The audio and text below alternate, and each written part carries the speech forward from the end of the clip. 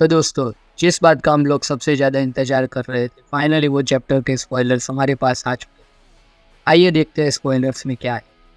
Chapter के start में हमें बिल्कुल प्रीवियस चैप्टर के जैसे बहुत सारे लोगों का रिएक्शन देखने को मिलता है।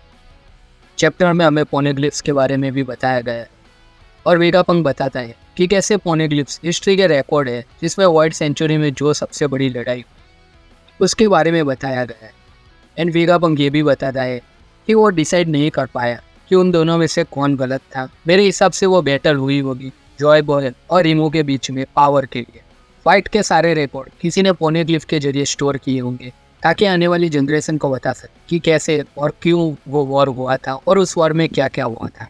एंड वेगापंक है भले ही वर्ल्ड का सबसे जीनियस आदमी, लेकिन जिस हिसाब से हमने देखा है कि कैसे वन पीस वर्ल्ड में सेलेस्टियल ड्रैगन, नॉर्मल ह्यूमन और बाकी सारे स्लेव्स को ट्रीट करते हैं, किस तरह से ईमू अपने एंशिएंट वेपन का यूज़ कर पूरा का पूरा आइसलैंड गायब कर देता है ताकि उसके आइडेंटिटी को रिवील ना कर सके। हम सब लोग ये कह सकते हैं कि जॉय बॉय वॉज राइट।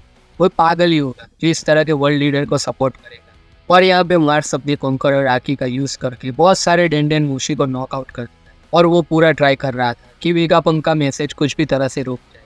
और फाइनली इस चैप्टर में मार्स को भी एक्शन में देखने वाले और अपना नो शुरू पंक रिकॉर्ड को बीच में से काट देता है। वो लिटरली सामने आने वाली सारी चीज़ों को काटता ही जा रहा है और वो बाकी के सेराफिम्स को भी रिलीज़ कर देता है। और सेराफिम रिलीज़ होने के बाद ऑफकोर्सली गोरोसेका के साथ, क्योंकि उनकी ऑर्डर में सबसे टॉप प्रायोरिटी गोरोसेकी है। और वेगापंक ये भी बताता है कि जॉय बॉय की डिफीट के साथ ही वर्ल्ड सेंचुरी का एंड होता है। और मेरा ये मानना है कि जॉय बॉय को डायरेक्टली किसी ने 1v1 फाइट में डिफीट, उसकी डिफीट के पीछे कोई ना कोई ट्रिक रही होगी। सेम जैसे ही ओडिन को मारने के लिए ट्रिक्स का यूज़ हुआ था, जॉय बॉय के साथ वैसा ही कुछ हुआ। वेगापंक बहुत ही इंपॉर्टेंट चीज़ बताना है कि वॉर के बाद सी लेवल 200 मीटर से ज़्यादा बढ़ गया था। ये बहुत ही इंपॉर्टेंट चीज़ है क्योंकि हमने देखा था कि कैसे इमो ने लुनोसी आइलैंड गायब कर दिया और उसके बाद सी लेवल 2 मीटर से बढ़ गया था। और हम अंदाज़ा लगा ही सकते हैं कि कैसे इमो ने बहुत सारे आइलैंड को गायब किया हो, तभी उसका लेवल 200 मीटर से बढ़ गया हो।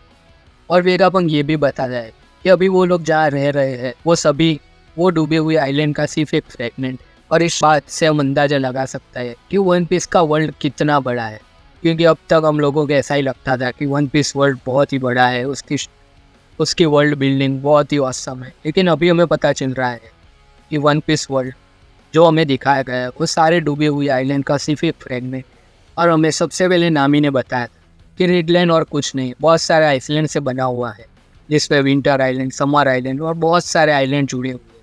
और वेगापंक ये भी बताता है कि वॉर अब भी पूरी तरह से ख़त्म नहीं हुआ और वो एंशिएंट वेपन इस वॉर में भी बहुत इंपॉर्टेंट रोल प्ले करता है। और लास्ट में हमें इमू का चेहरा दिखाया जाता है जो कि अभी भी एक शेडो में, थोड़ा ऐसे ही हमें फाइनल विलन का फेस नहीं दिखा है। सो ये थे पूरे स्पॉइलर गाइस। अब फुल चैप्टर जब रिलीज़ होगा तभी हमें और डिटेल्स मिलेंगे। अगर आपको ये वीडियो अच्छा लगा तो वीडियो को लाइक, चैनल को सब्सक्राइब कर देना। हम ऐसे ही आपके लिए नए नए वीडियो लाते रहेंगे। तब तक के लिए गुड बाय।